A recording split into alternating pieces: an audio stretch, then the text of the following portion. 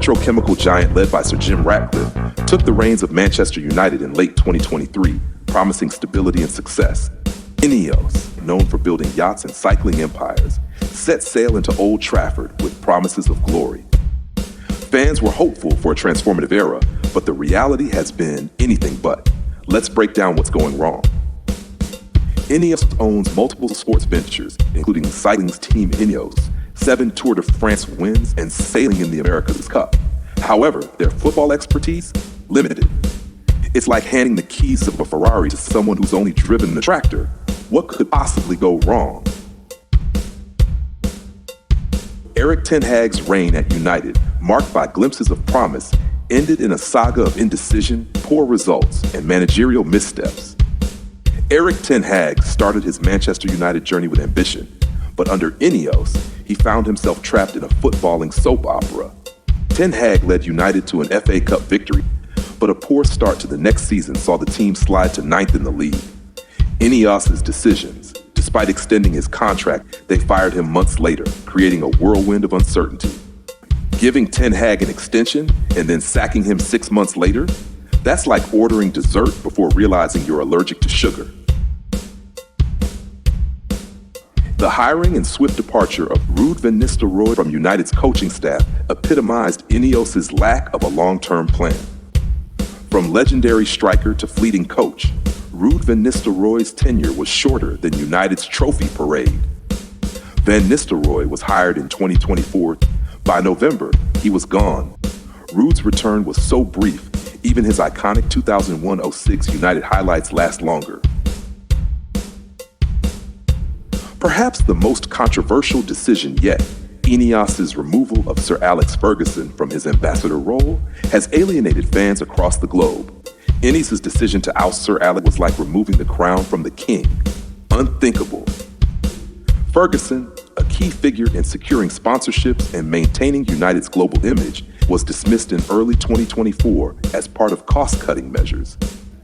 Ferguson was a major influence in recruiting stars and maintaining United's global appeal. His removal created fan uproar.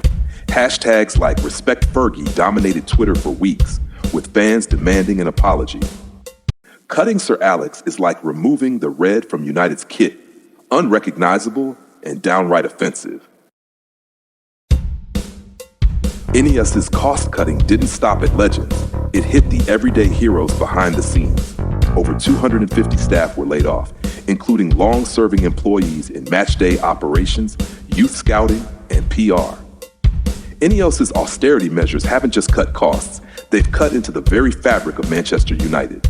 The numbers. Reports describe a toxic environment at Old Trafford, with morale at an all-time low. At this rate, Old Trafford might start looking for volunteers to sell pies at halftime.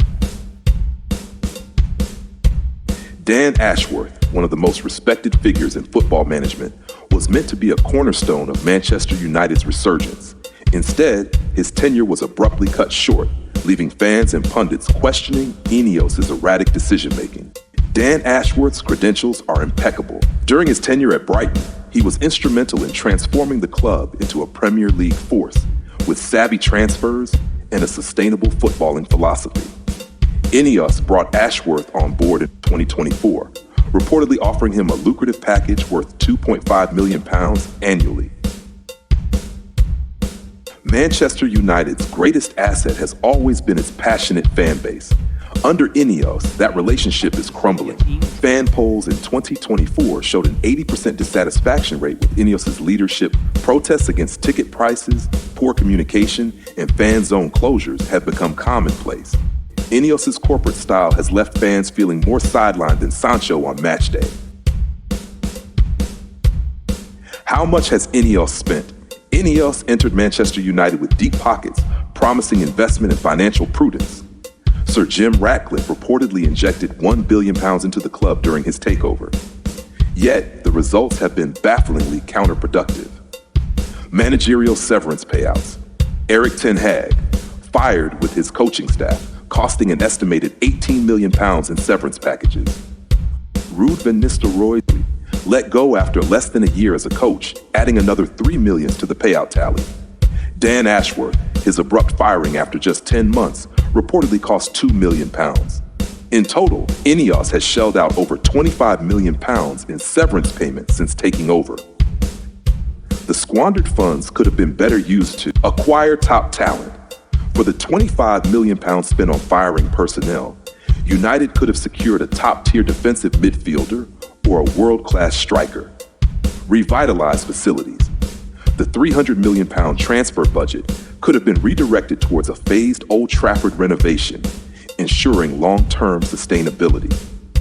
Instead of buying world-class players or fixing Old Trafford's leaky roof, INEOS seems to have spent millions crafting a new Guinness World Record.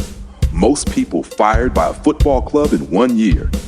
Hey, at least that's a title we're winning. Is there hope for Manchester United under INEOS? Perhaps, but only if drastic changes are made. United fans, what do you think? Comment below if you believe INEOS can turn it around, or if it's time for a clean slate.